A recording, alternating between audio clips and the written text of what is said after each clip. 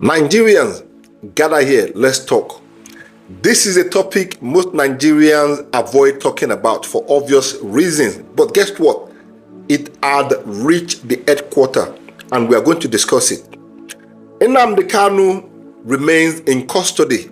He was remanded in custody on the 7th of November 2025 by Justice Omotosho, the judge that heard the case. This man had been persecuted since 2015. He was first arrested in 2015, and then 2 years later, he was given bail on medical ground. Then he fled the country in 2017.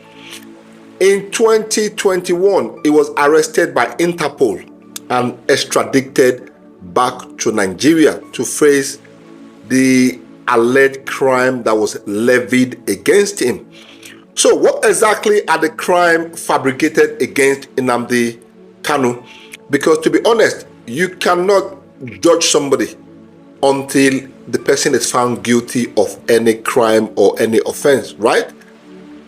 They claimed he had been arrested on terrorism grounds based on the fact that he campaigned for the separation of Nigeria, for Biafra state or Biafra country to be reinstated. That is why the man is being persecuted. He was also arrested, or he had some other terrorism related case against him, but they dropped all of those. The main one against him is the fact that he campaigned for the separation of Nigeria, for Biafra country to be reinstated. On Friday, the 7th of November 2025, a high court in Abuja, in Nigeria, picked a date, November 20th, for the final day where Nnamdi Kanu will be sentenced, because apparently Nnamdi Kanu refused to enter defense against the government. I will explain what defense means to some of you in a minute.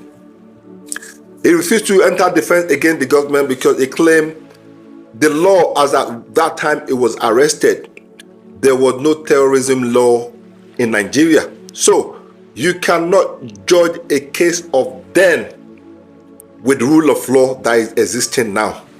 That is what Nnamdi Kanu argued. This man has a dual nationality. He's a Nigerian citizen and also a British citizen. The British government had not even said anything about him. Do you think if he was to be any other British citizen, that the British government would not have done something? But why have the British government been quiet about Nnamdi Kanu? Why have they not stepped up to get involved in this case? If you want to judge him, judge him. Let's know what his offenses are. Let's know what his prison term is, right? Why lock him up indefinitely? The British government had not got involved for obvious reason. Just because the man, let me say something. We have to be honest, right? Let me say something that I really found offensive. The judge said Nnamdi Kanu led a band indigenous people of Biafra. I don't agree with those words. I don't agree with those languages. Biafra was a thing before it was sold out or betrayed. I'm one of those people that told you that always go against anything that will separate Nigeria. Those of you that followed me for long, you know that. But for Justice Omotosho, the judge, to say Nnamdi Kanu led a band indigenous people of Biafra, I don't agree with that. Biafra was a country. Biafra was a thing before now. You can't say it's banned. But again, that is what the judge said.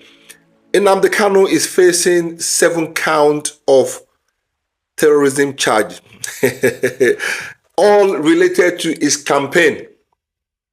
All related to his campaign for the succession of the southeastern Nigeria, for Biafra to be reinstated. However, Nnamdi Kanu had denied all wrongdoing.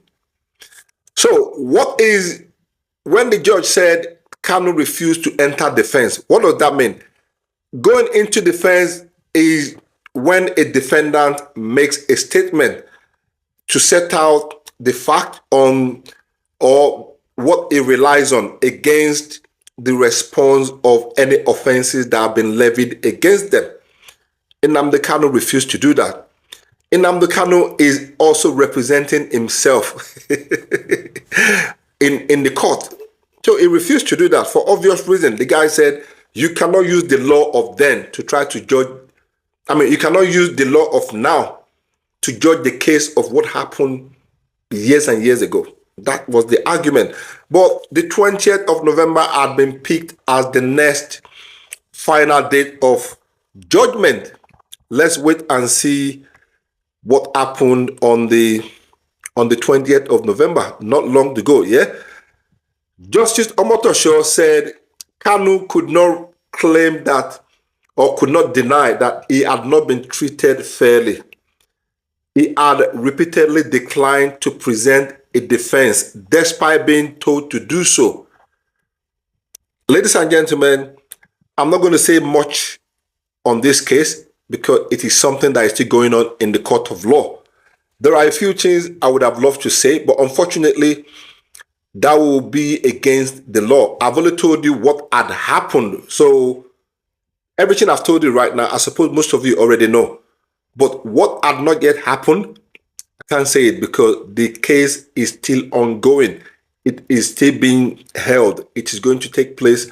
The final judgment is going to take place on the 20th of November 2025. Let's wait and see what comes out on that day.